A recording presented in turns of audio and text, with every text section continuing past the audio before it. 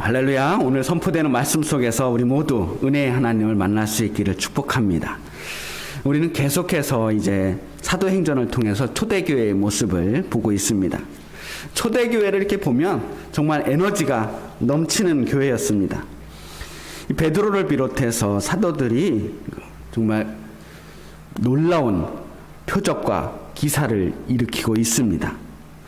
예수님께서 왜 가시는 곳마다 치유와 회복의 역사가 일어났던 것처럼 사도들의 손을 통해서 이제는 그와 같은 일들이 다시 일어나고 있는 거예요. 병든 사람이 고침을 받고 귀신에게서 괴로움을 받던 사람들이 나음을 얻습니다.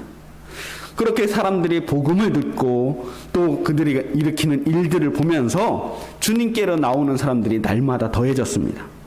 그런데 그걸 보고 배가 아픈 사람들이 있어요. 우리 17, 18절 읽어볼까요? 대제사장과 그의 지지자들인 사두개파 사람들이 모두 시기심이 가득 차서 들고 일어나 사도들을 잡아다가 옥에 가두었다. 지난번에 베드로와 요한을 잡아서 신문했던 바로 그 사람들입니다. 그 사람들이 그때 걱정하면서 놓아주었던 그때의 그 위기감이 현실로 다가온 거예요. 이제 초대교인들이 급속도로 부흥을 하니까 이 사람들의 마음에 시기심이 생겼다는 거예요. 눈 꼬이셔서 못 봐주겠는 거죠. 그래서 이번에는 베드로와 요한을 잡아 가둔 뿐만 아니라 다른 사도들도 함께 잡아서 가둡니다. 몇 명을 가두었는지 구체적으로는 알 수 없지만 상당히 많은 수의 사도들을 그때 잡아서 가둔 것으로 보여요. 아마 제목은 지난번에 도무지 예수의 이름으로 말하지도 말고 가르치지도 말라고 했는데 그 명령을 어긴 제목으로 잡아 가뒀을 거예요. 그런데 이번에는 새로운 변수가 하나 생겼습니다. 하나님께서 직접 개입하신 거예요. 19절 말씀 보겠습니다. 그런데 밤에 주의 천사가 감옥문을 열고 그들을 데리고 나와서 말하기를. 주의 천사가, 주님의 천사, 이 말씀을 그 원문에 보면 주님의 사자로 되어 있어요. 주님의 사자, 이 주님의 사자라는 말은 하나님이 보내신 사람이란 뜻이에요. 하나님의 명령을 받은 사람. 이 하나님의 명령을 받고 하나님을 대신하여 온 자를 다 주님의 사자 혹은 천사로 부르고 있습니다. 그 사람이 뭐 날개가 달렸는지 흰옷을 입었는지는 중요하지 않아요. 그 밤에 누군가 알 수 없는 어떤 존재가 하나님의 명령을 받고 감옥문을 열어주었다는 거예요. 그리고 그 사람은 이 감옥문을 열면서 그들에게 말합니다. 가서 성전에 서서 이 생명의 말씀을 남김없이 백성에게 전하여라. 그들을 탈옥시켜 준 것, 감옥에서 풀어준 것만으로 끝나지 않았습니다. 만약 그때 이 천사가 감옥문을 열어주었을 때 하나님 우리를 살려주셨구나, 이제 자유다. 그리고 그 사람들이 그대로 도망가서 조용히 숨어 지냈다면 아마 사도들은 평생 도망자 신세를 면하지 못했을 거예요. 늘 숨어 지냈어야만 했습니다.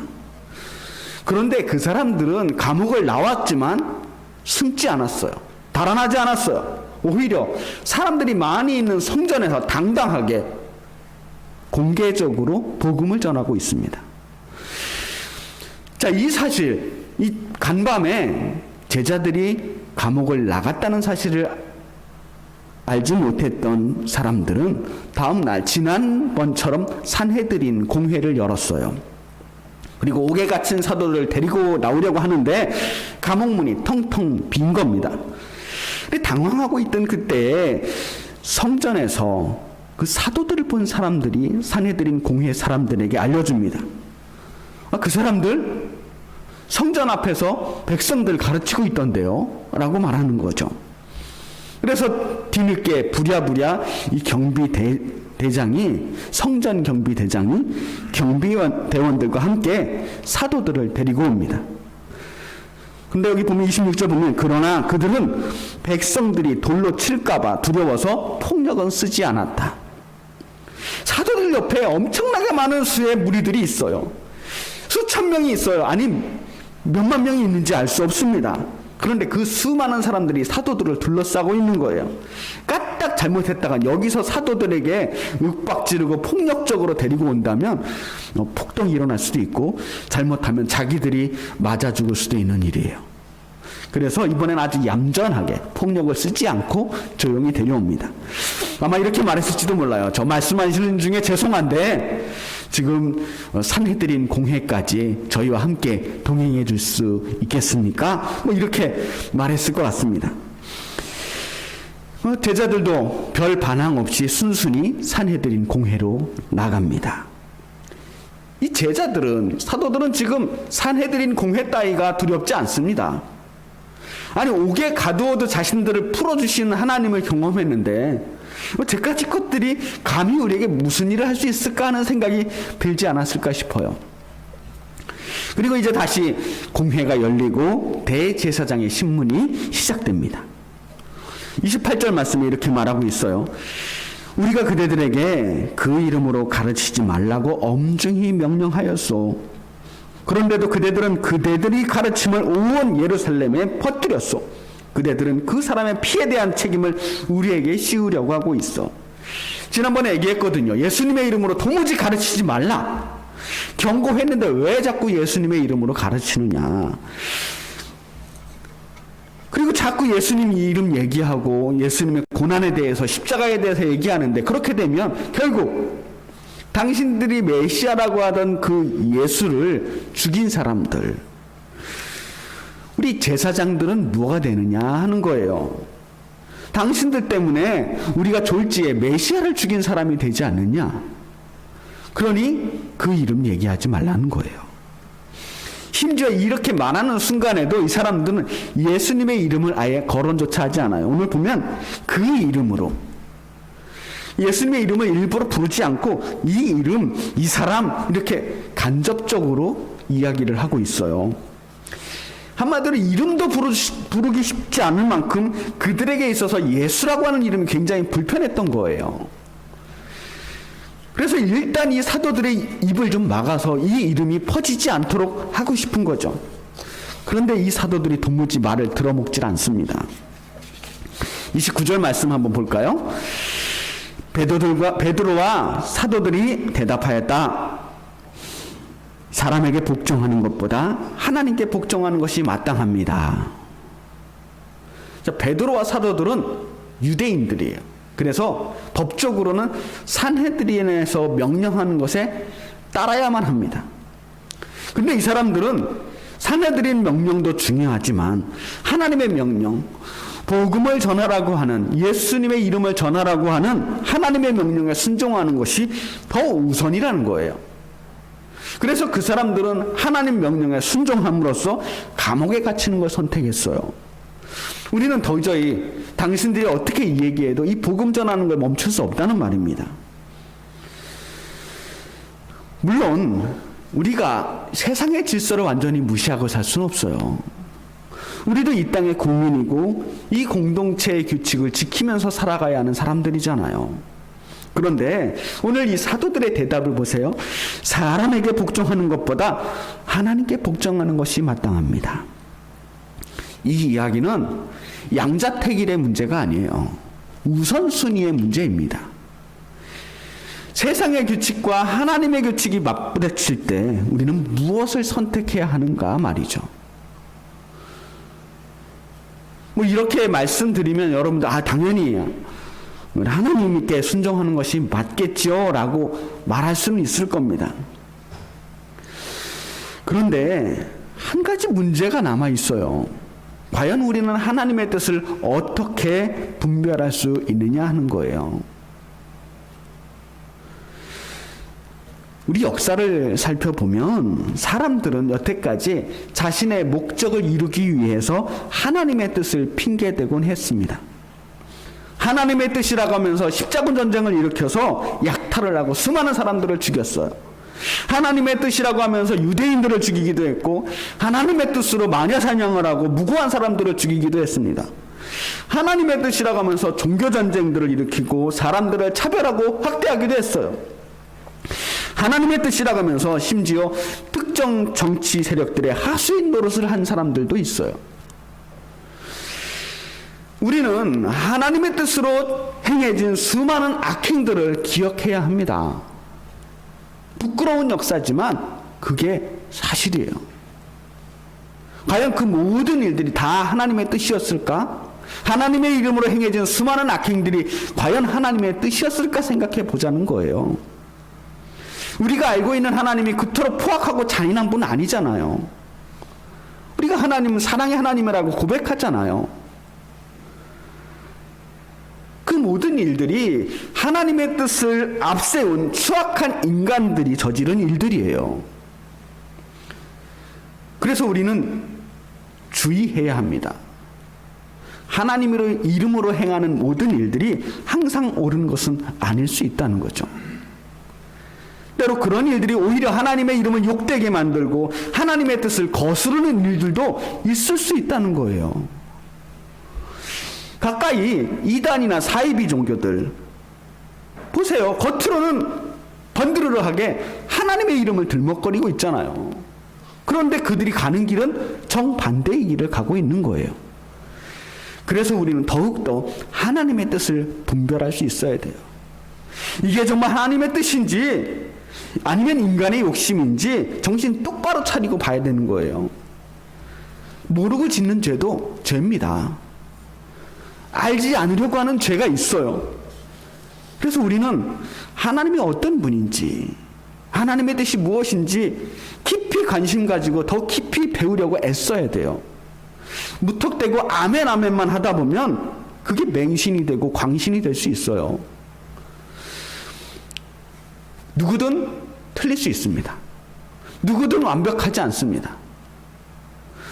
하나님 외에 누구든지 하나님의 뜻을 거스르는 사람이 있다면 우리는 용감하게 그들의 말을 거스를 수 있는 용기가 필요해요.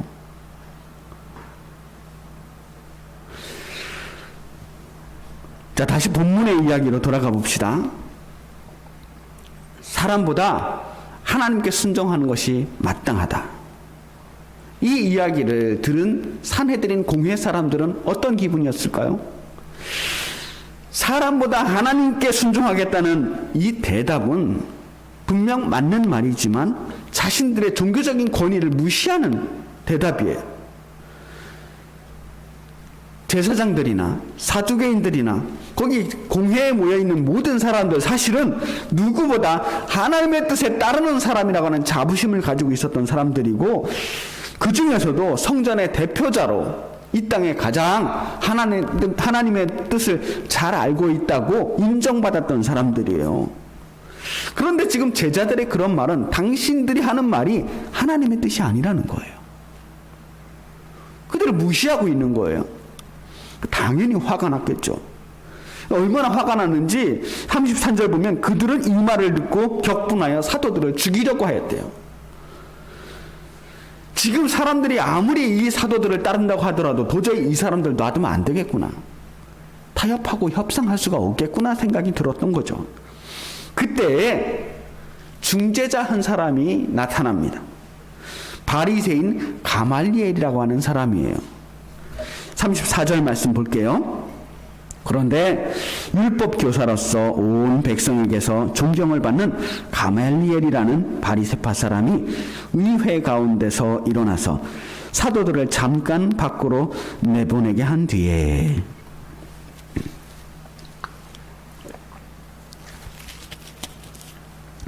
자, 율법교사 가말리엘은 나중에 우리 조금 있으면 등장하게 될 사도 바울의 스승이기도 합니다. 이 가말리엘은 사두개인이 아니고 바리새인이에요. 산헤드린 의회 안에 바리새인의 숫자는 상당히 적어요. 몇 명 되지 않은 소수지만 그런데 이 사람의 영향력들이 상당히 강했다는 거예요. 왜냐하면 사두개인들은 대부분 친로마의 성향을 가지고 있었다고 했잖아요. 그런데 바리새파 사람들은 그렇지 않았어요. 바리새파 사람들은 일반 백성들의 존경을 훨씬 많이 받는 사람들이었어요. 물론 로마 정권과도 반대하는 사람들이었고요. 그래서 이 사람들의 입김이 상당히 강했단 말이에요. 이 사람들을 무시하면 안 되는 거예요. 더군다나 가말리엘은 그 바리새인들 중에서도 아주 인정받는 가장 위대한 율법 교사라고 칭송받는 사람이었어요. 발언권이 아주 강력한 사람이었다는 거예요. 이 가말리엘이 산헤드린 재판을 잠깐 멈추고 사도들을 밖으로 내보냅니다. 우리들끼리 한번 얘기해 보자는 거예요. 사전에 조율을 좀 해봅시다. 같은 편끼리 먼저 좀 의견을 조정한 다음에 이 재판을 지속하자는 거죠. 그리고 가말리엘이 말합니다. 상관하지 말고 내버려두라. 이 사상과 이 소행이 이 사람으로부터 났으면 무너질 것이다. 무슨 말이냐면 그냥 일단 내버려 두자는 거예요. 뭐 이렇게 너무 흥분하지 말고 잠시 좀 내버려 두자. 사실 여태까지 유대 지역에서 스스로 메시아라고 주장했던 사람들 자주 등장했었거든요. 자기가 메시아라는 사람들도 있었고 그 메시아를 따르는 무리들도 많이 있었어요. 그리고 그 메시아를 중심으로 민중의 반란들도 종종 있어 왔습니다. 그때 산헤드린 의회는 어떻게 했냐면 가만히 있었어요.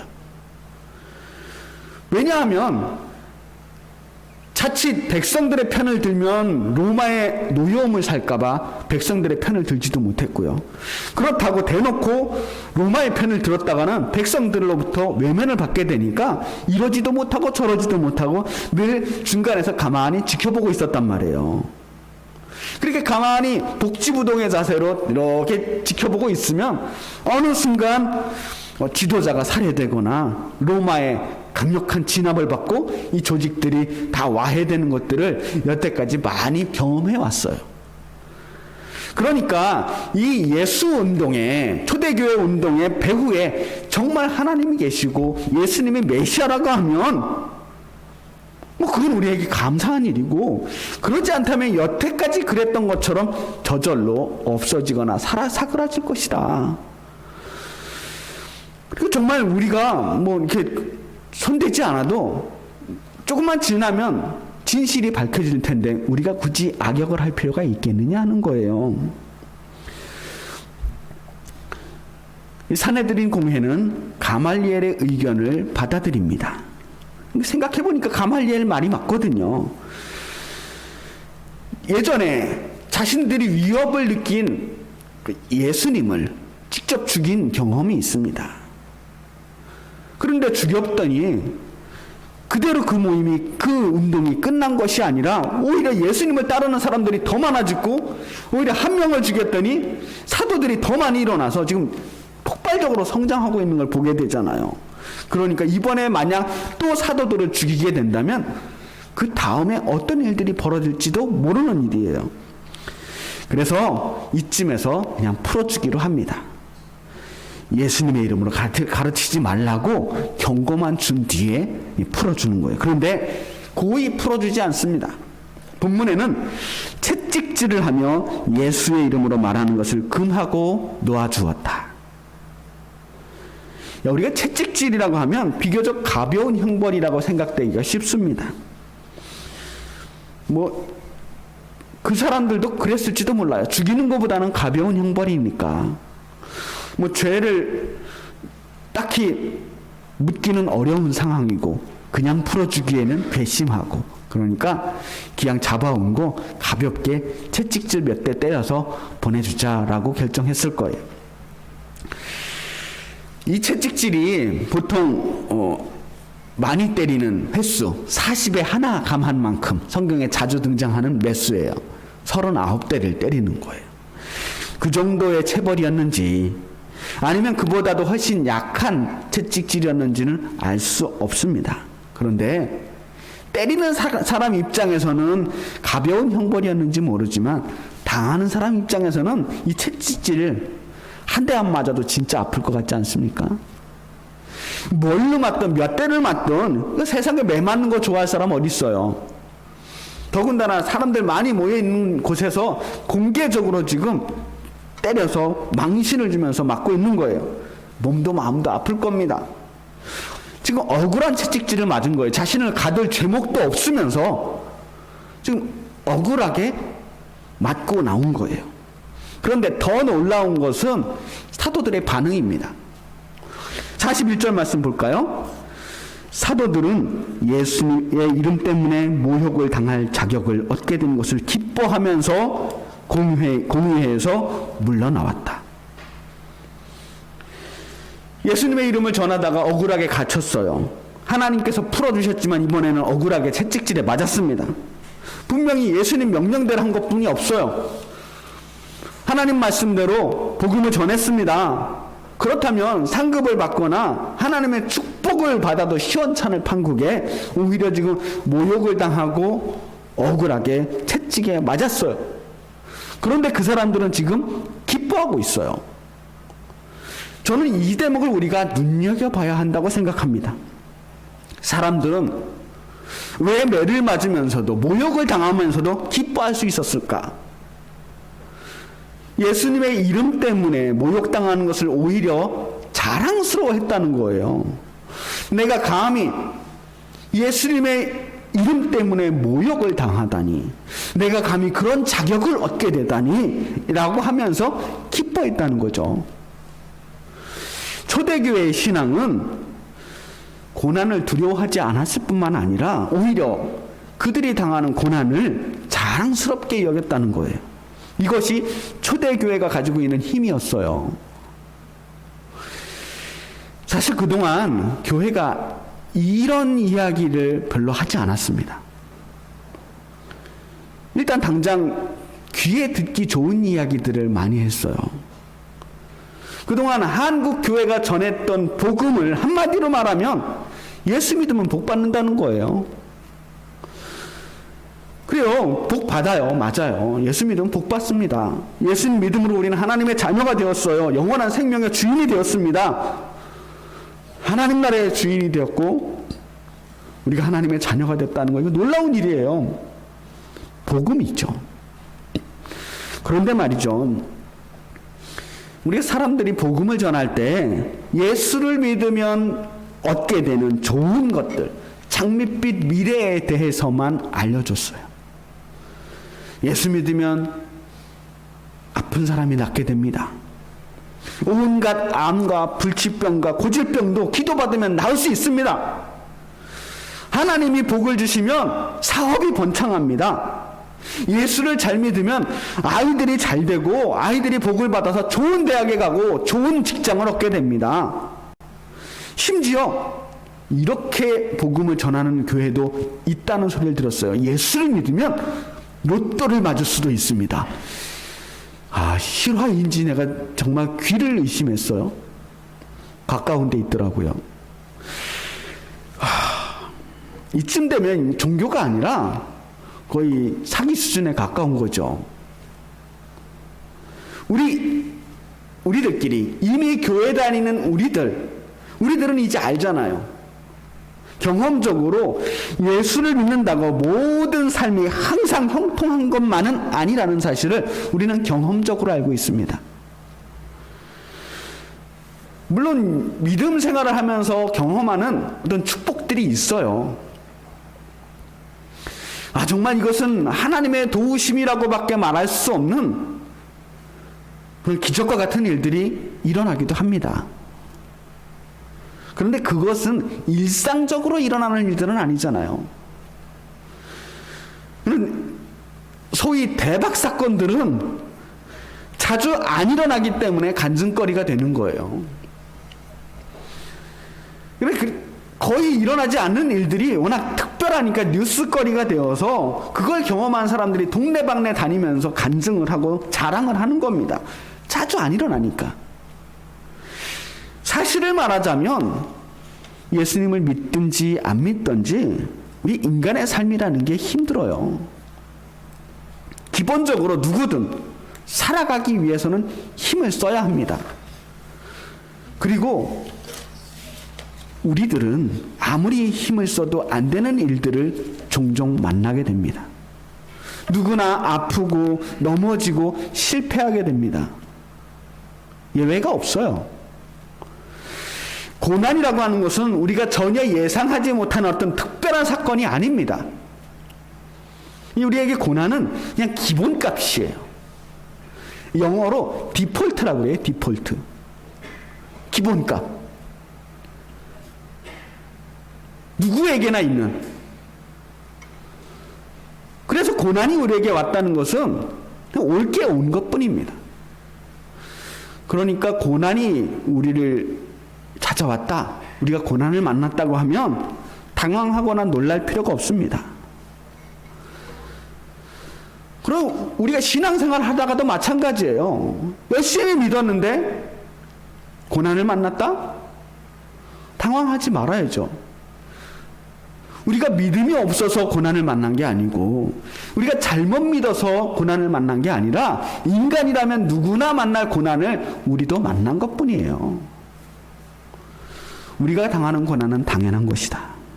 그런데 우리가 만약 예수님의 이름을 전하다가, 복음을 전하다가, 하나님 나라의 일을 하다가 고난을 만났다면 이건 문제가 달라요. 우리에게 드디어 자격이 생겼다는 겁니다. 예수님의 이름을 전하다가 고난당하고 모욕당할 자격이 생겼다. 우리가 그리스도의 고난에 함께할 자격이 생겼다는 거예요. 이제야 우리 믿음에 고난을 더할 자격이 생겼다는 거예요. 이 말이 무슨 말이냐면, 이제 우리가 달콤한 축복과 놀라운 기적만을 바라보는 신앙이 아니라 고난을 무릅쓰고서라도 주님을 따를 만한 성도가 되었다는 말이에요. 또 우리가 전하는 복음이, 우리가 전하는 예수 그리스도의 이름이 마침내 그 복음을 대적하는 사탄과 악의 무리들에게 위협이 되었기 때문에 그들이 나를 공격하고 있구나, 내가 지금 제대로 살고 있구나 라고 하는 증거라는 거예요. 그리고 그런 고난과 모욕을 이겨내면서 더 성숙한 믿음으로 나아갈 자격이 우리에게 생겼기 때문에 그 고난을 우리가 만나게 된 거라는 거예요. 그래서 초대교인들은 자신들이 지금 당하는 모욕을, 그 억울한 매질을 기뻐할 수 있게 되었습니다. 어차피 고난으로 가득한 세상이지만 이제 그들을 괴롭히는 고난은 자신의 삶을 괴롭히는 고난이 아니에요. 이제 그 사람들이 겪는 고난은 가치 있는 고난이 되었다는 거예요. 그래서 그들의 삶이 좀 더 가치 있게 된 겁니다. 고난의 모욕에 어떤 일을 당해도 괴롭지가 않아요. 성경을 보든 혹은 역사를 보든 한번 보세요. 자신의 인생에서 고난이 없는 안락하고 화려하고 안전한 삶을 살려고만 했던 사람들은 그 누구도 위대한 인생을 살았던 사람이 없어요. 오늘날 사회에서 손가락질 받고 타락한 인생을 살아가는 그 사람들을 한번 지켜보세요. 한결같이 수단과 방법을 가리지 않고 인생을 좀 더 편하게, 좀 더 쉽게, 좀 더 안락하게 지내려고만 했던 사람들이 사람들의 손가락질을 받고 있어요. 행복하게 사는 게 물론 악한 일은 아닙니다. 하지만 자신의 행복을 위해서 내가 감당해야만 하는 고난, 우리가 감당해야만 하는 그 사명을 저버리게 될 때 우리는 악의 길로 갈 수 있는 위험이 도사리고 있어요.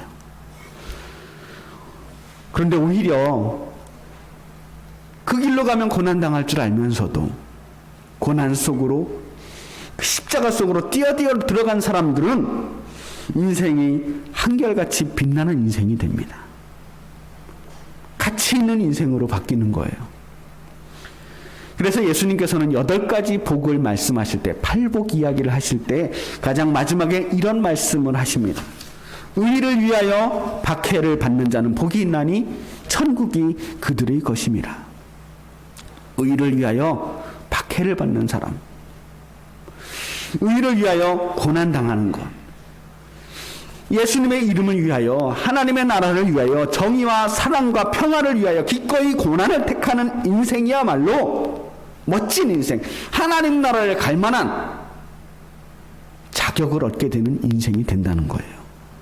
이것이 초대교회 교인들이 선택한 삶이었고 바로 우리들이 오늘날 바라봐야 할 삶이라고 저는 믿습니다. 의인이 고난당하는 것 이상하게 여길 일이 아닙니다. 성도의 믿음의 목적은 편안한 삶이 아니라 구원이잖아요. 우리를 구원하고 세상을 구원하고 하나님 나라를 향해 나아가는 것이 우리 믿음의 목적입니다. 그 길 가야죠. 기꺼이 고난을 택하신 예수 그리스도께서는 또한 똑같이 주님과 똑같이 고난을 택한 우리들을 그냥 버려두시지 않을 겁니다. 하나님께서 틀림없이 우리들을 저 하나님 나라의 축복으로 의의 면류관으로 영원한 생명으로 갚아주실 것을 믿으시기 바랍니다. 기도하겠습니다.